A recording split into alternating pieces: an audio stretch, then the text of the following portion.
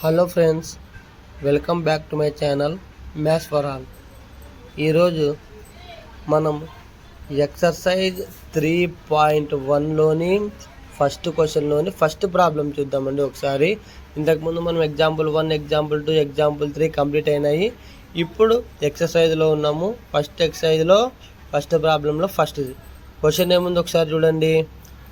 10 students of class 10 took part in a mathematics quiz.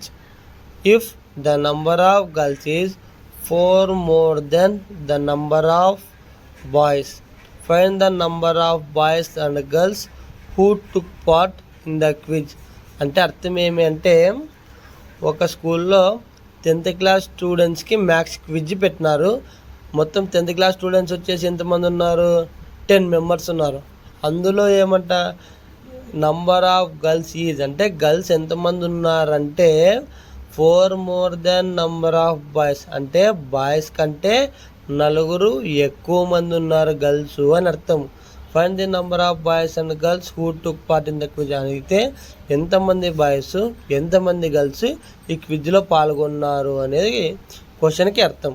ఒకసారి చూడండి, ఇందులో మనం వచ్చేసి సొల్యూషన్ చూడండి. Let number of boys equals to X, number of girls equals to Y. అంటే బాయ్స్ని ఎక్స్ అనుకున్నాము, గర్ల్స్ని వై అనుకున్నాము. ఇందులో మొదటి సందర్భంలో ఏం చెప్పినారు, మొత్తం 10th క్లాస్ స్టూడెంట్స్ ఎంతమంది ఉన్నారు? 10 మెంబర్స్ ఉన్నారు. అంటే X plus Y equals to 10 అంటే గర్ల్స్ బాయ్స్ మొత్తం కలిపి 10 మెంబర్స్ ఉన్నారు అని అర్థం. అందుకోసం X plus Y equals to 10 అని రాసినాం. మనకి వై మాత్రమే ఇటువైపు ఉండాలి కాబట్టి ప్లస్ ఎక్స్ అటువైపు జంప్ అయింది కాబట్టి మైనస్ ఎక్స్. ప్లస్ ఎక్స్ ఎక్కడుంది అంటే సింబల్ ఏం లేదంటే ప్లస్ ఉన్నట్ల, ప్లస్ ఎక్స్ జంప్ అయితే మైనస్ ఎక్స్. ఇది కేస్ 1 అంటే మొదటి సందర్భం. రెండవ సందర్భంలో ఏం చెప్పినారు, number of girls is 4 more than number of boys. అంటే గర్ల్స్ ఎంతమంది ఉన్నారంట, బాయ్స్ కంటే 4 ఎక్కువ ఉన్నారు. బాయ్స్ని ఏమనుకున్నాం మనం, ఫస్ట్ ఎక్స్ అనుకున్నాం. అందుకోసము బాయ్స్ కంటే 4 ఎక్కువ ఉన్నారు అని అర్థం. ఈ విధంగా అయినా వై ఈక్వల్స్ ఎక్స్ ప్లస్ 4 అయినా రాయొచ్చు, లేకపోతే వై ఈక్వల్స్ 4 + x అయినా రాయొచ్చు.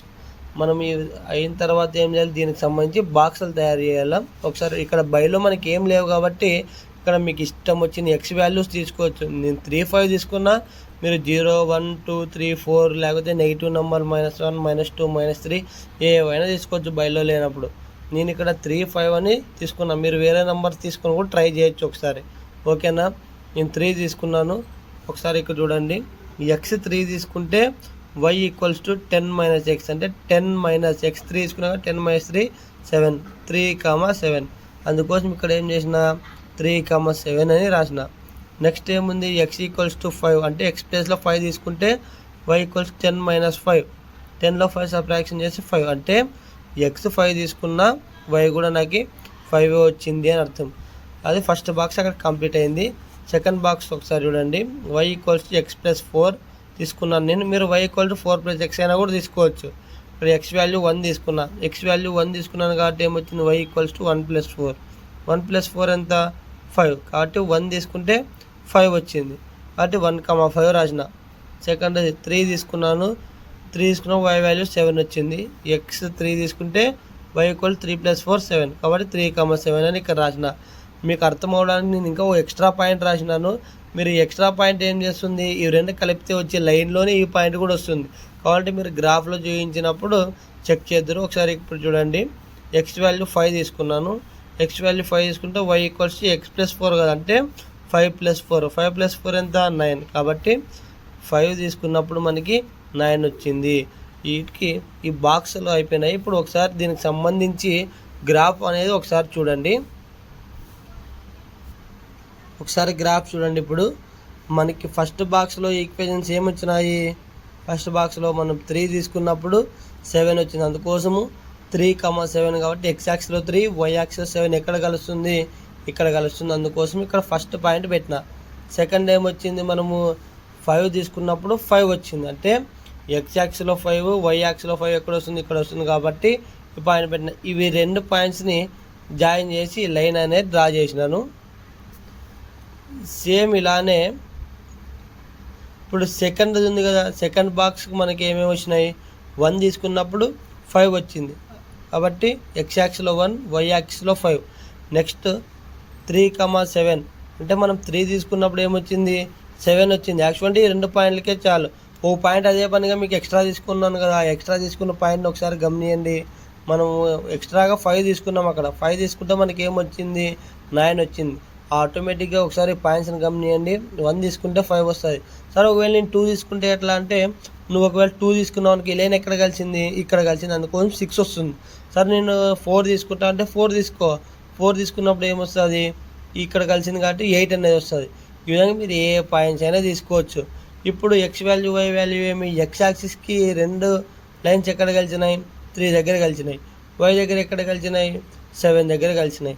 అందుకోసం ఇక్కడేమి x equals to 3, y equals to 7. అంటే ఇవి 2 ఎక్స్ యాక్స్కి 3 దగ్గర కలిసింది అని అర్థము, వై యాక్స్కి 7 దగ్గర ఇవి 2 లైన్స్ మీట్ అయినాయి అని అర్థం. స్కేల్ చూడండి, ఇంతకుముందు గ్రాఫ్స్ లానే సేమ్. ఎక్స్ యాక్సిస్లో 1 సెంటీమీటర్ 1 యూనిట్, వై యాక్సిస్లో 1 సెంటీమీటర్ 1 యూనిట్. వాళ్ళు మనకి ఏం అడిగినారు, ఇందులో గర్ల్స్ ఎంతమంది ఉన్నారు, బాయ్స్ ఎంతమంది ఉన్నారు అని అడిగినారు. అందుకోసం ఎక్స్ 3, వై 7 వచ్చింది. కాబట్టి ఒకసారి చూడండి ఈ ఎక్స్ ఈక్వల్స్ టు 3 అన్నాము. ఎక్స్ అంటే మనం ఏమనుకున్నాం, నంబర్ ఆఫ్ బాయ్స్ అనుకున్నాం. అందుకోసం number of boys X equals to ఏమొచ్చింది, 3. నంబర్ ఆఫ్ గర్ల్స్ని వై అనుకున్నాం కాబట్టి గర్ల్స్ ఎంతమంది ఉన్నారో 7. సరిపోతుందా? మొత్తం 10th క్లాస్లో 10 మెంబర్స్ అంటే గర్ల్స్ 7 మెంబర్స్, బాయ్స్ 3 మెంబర్స్, మొత్తం కలిపితే 10 సరిపోయిందా? సెకండ్ కేసు వచ్చేసి గర్ల్స్ ఎంతమంది ఉన్నారు, బాయ్స్ కంటే 4 మెంబర్స్ ఎక్కువ ఉన్నారు అని చెప్పినారు. సరిపోయిందా? బాయ్స్ 3 ఉంటే గర్ల్స్ 7 ఉన్నారు కాబట్టి సరిపోయింది. గర్ల్స్ వచ్చేసి 7 మెంబర్స్, బాయ్స్ వచ్చేసి 3 మెంబర్స్. ఇది most important problem. Last year అంటే 2025-2026 పబ్లిక్ ఎగ్జామినేషన్కి వచ్చిన ప్రాబ్లము. Thank you. మీకు ఈ వీడియో నచ్చినట్లయితే లైక్ చేయండి, షేర్ చేయండి, సబ్స్క్రైబ్ చేయండి. Thank you.